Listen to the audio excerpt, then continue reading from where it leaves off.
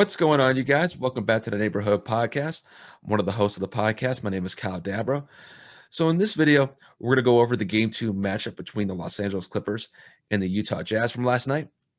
So, the Jazz beat the Clippers last night by the score of 117 to 111. With the win, Utah extends their series lead to 2-0 over the Clippers. And similar to Game 1, Game 2 between these two teams did not disappoint. Donovan Mitchell, once again, was the man of the night.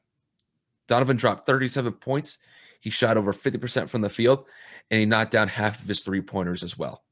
He was able to set the tone early for the Jazz, and he carried it through the entirety of the game. And mind you, the Clippers forced Donovan to make some tough shots just based on the defensive schemes that they had against him, and he was still able to execute. Donovan is just in one of those zones right now where it's tough to slow him down.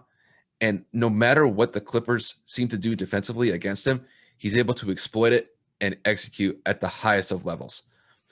Outside of Donovan Mitchell, Jordan Clarkson had a stellar performance off the bench. He had 24 points on 9 of 15 shots. He was the only Jazz bench player who scored.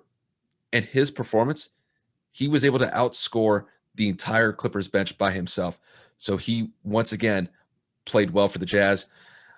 And also, I thought Joe Ingles and Bojan Bogdanovic were great as well. They combined for 35 points between the two of them, and they knocked down some critical three-pointers for the Jazz in the second half of the game. All in all, I thought the Jazz got off to a better start in the first half of Game 2 than they did in Game 1.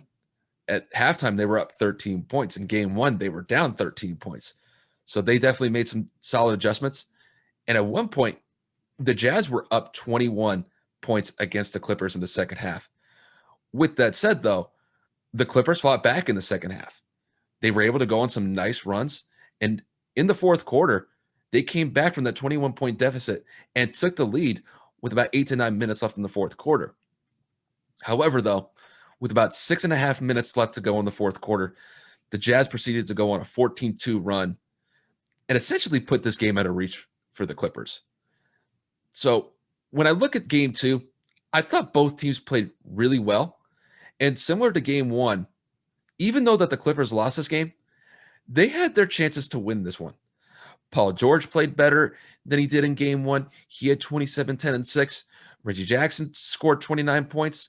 The Clippers forced 16 turnovers, and they also shot 87% from the free throw line on 23 attempts. However, I thought Kawhi could have made a bigger impact in this game. I'm not going to say that he had a bad game, but I know he's more capable of 21 points, 5 rebounds, and 4 assists. And when I look at the Clippers defense as a whole, they fell short. The Jazz shot over 55% from the field and over 50% behind the three-point line. That's just tough to combat on the road in a hostile environment. And I will say this. I know the Clippers are thinking that they had the opportunity to either split these two games in Utah or even be up 2-0 in this series. But unfortunately for them, they find themselves in a 2-0 hole right now. For the Jazz, the way that I see it, their job's not done. They did what they wanted to by winning these 2 home games, but I imagine they're going to expect the kitchen sink from the Clippers in Game 3 and Game 4 because LA has their back up against the wall right now.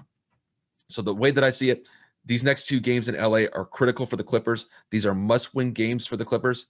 And if they want to make this series competitive, they're going to have to win these next 2 home games in LA. So I think these next games are going to be fun to watch. I'm going to expect some high-level competitiveness between these 2 teams. And we're going to find out who's going to be the one to really kind of either make this a series or we could potentially see this series be out of reach for the Clippers if they don't play their cards right.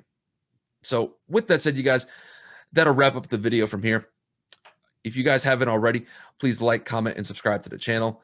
Kevin and I definitely appreciate the support wherever we can get it. So I'll be posting another video that's going to be talking about the Milwaukee Bucks and the Brooklyn Nets game from last night. So expect that very shortly.